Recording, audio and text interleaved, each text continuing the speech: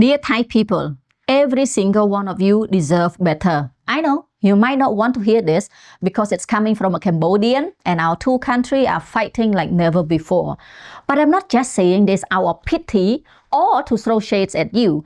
I actually mean it because Thailand used to carry a very positive brand and used to induce admiration from many people around the world, including our ASEAN fellows and from many Cambodians, including me of course.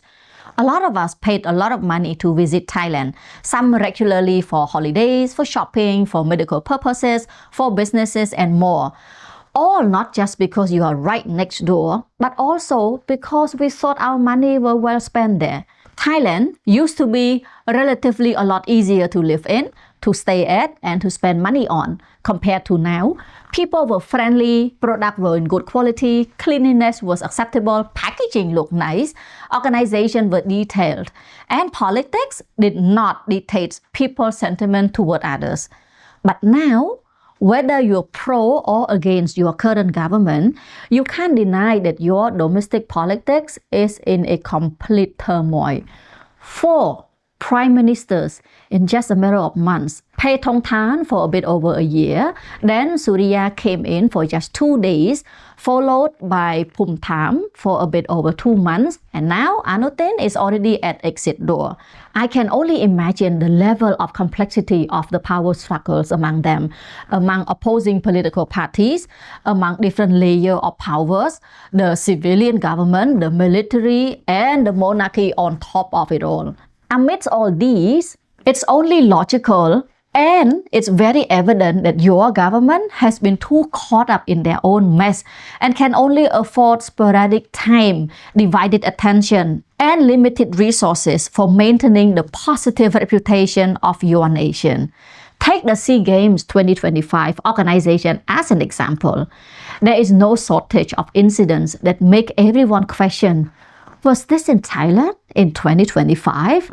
Right from the very start, there were problems with everything from unpaid LED lighting to ticketing system error, and then flags and promotional footage of participating nations were displayed incorrectly, lip sync during the opening ceremony went without turning off the single microphone, the glowing cube of Cambodian did not light up, maybe that was intentional, who knows. VAR footage was requested and refused. Same 60-60 score, but Thailand won and not Malaysia. A Thai esports player was caught cheating, but still lost. All the way to the end, because your Deputy Prime Minister closing speech mistakenly referred to the ceremony finale as opening ceremony. A Thai Reddit user actually compiled a list and the list go on and on. These don't sound like Thailand.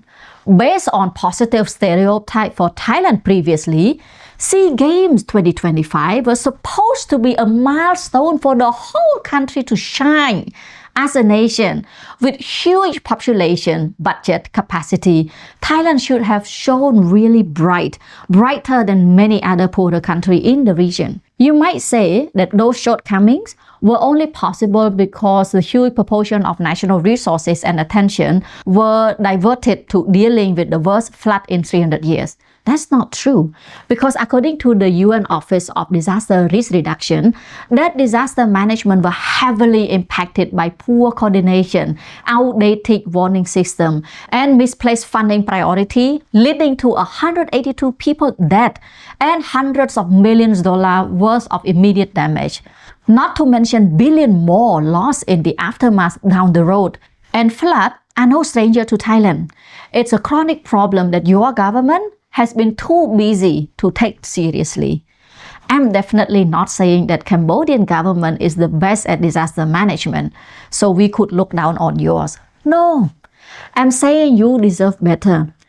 I know all of you want and need a government that would take better care of your well-being from this chronic issue rather than taking time and resources from the critical flood management just to poorly and organize an international level event and not pay for the LED lighting, bringing your national reputation down here.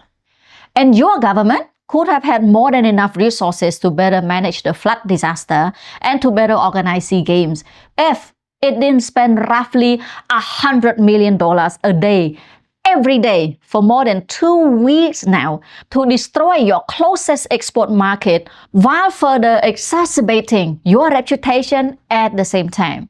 $470 million on SEA Games, $770 million for flood management.